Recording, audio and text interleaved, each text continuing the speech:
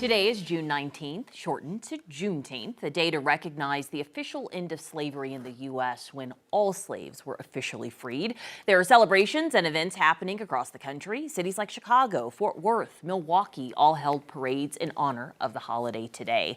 Juneteenth became a federal holiday in 2021, and here now to talk about it is our Alton Dillard. Thank you so much for being here and discussing, well, let's just start with those who might not be overly familiar with the holiday. Just talk about the impact. So many of us have been celebrating for decades and generations, but for folks, it's still a new day. Hey, I'm off of work today, but what does it truly mean to the community? Because you kind of covered it in your intro there, because a lot of people don't understand that even though the Emancipation Proclamation was signed in 1863, slaves in Texas were not freed until 1865.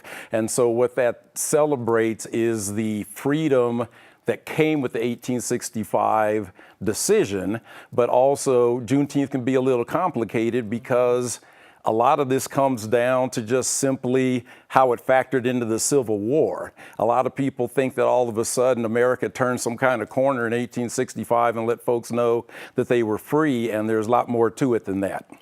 And I think that's very interesting, the way that you say that, because, how we celebrate Juneteenth today, I feel like it is a celebration of our culture, of our freedom, of our heritage, but also it's still looking forward to all the things that we still need in this country, right? Like being Black people in America, looking for equity. And wouldn't you agree that it's still, it's a celebration, but there's still struggles? Yes, and so I always like to make sure that Norm Harris, who was with him and his team, have really kept Juneteenth alive in Denver, in a state where we have a 4% Black population. So always shout him out. But you make a good point, because I also was able to, when I was a fledgling journalist, actually work on a documentary about Juneteenth, and we went to Comanche Crossing, Texas, which is outside of Mejia. So it is one of the slave encampments where people found out they were free 2 years after the fact. That had a more sense of being on ancestral ground.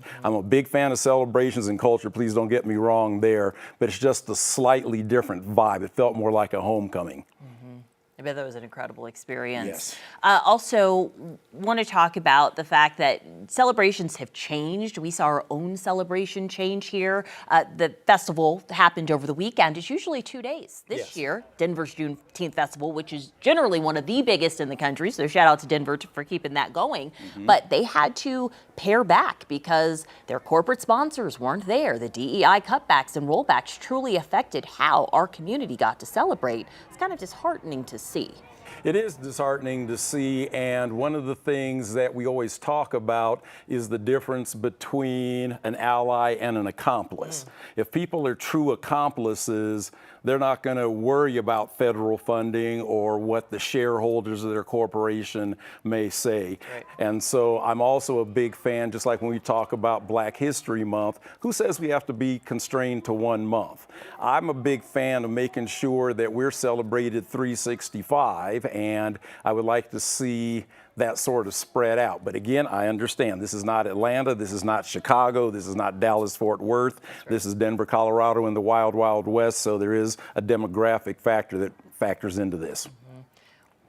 What can we do? How can we celebrate more than just in this, one day when we're depending on allies or depending on corporate sponsors to be able to celebrate to the extent and the grand level that we want to? It is. This city is homogeneous in a lot of ways. We are 4% of the population, but we're a strong, group who make a lot of changes and policies in this city. But it does feel like just one day, to your point, right? Like, how can we spread that out day after day? What we want to do is build both muscle memory and stamina around the movement. So back to the demographic piece, seeing how people who didn't look like us took to the streets during the George Floyd protests, for instance.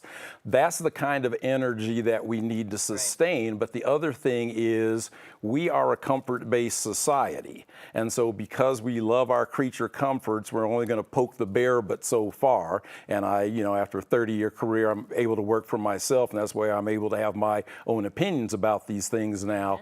But we do want to see more people saying, please, keep Juneteenth going, keep it strong, but make sure that you're keeping folks who may not look like you in the forefront. If you're the one in the boardroom, if you're the one in the newsroom who may not resemble, you still have to be that voice, because sometimes we're not able to quite kick the door in yet, which is something that we're still working toward as a people. That's right. And the onus is always on you when you're in those positions, when you're at the table.